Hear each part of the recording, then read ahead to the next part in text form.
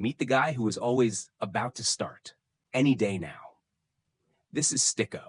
Sticko had big dreams, like, I'll start tomorrow big.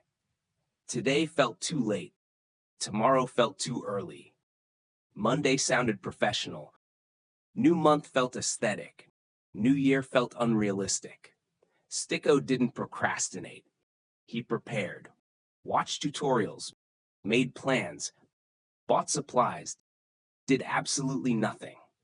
One day passed, then a week, then somehow 3 years. Sticko aged emotionally. One day, Sticko realized the perfect time is fake.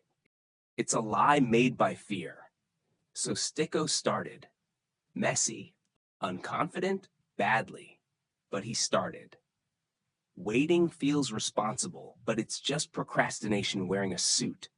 Start before you feel ready. What are you about to start? Comment it. We'll hold you accountable. Thanks for watching. If you like this video, hit like, share, comment your score, and subscribe to Stick Figure Story for more.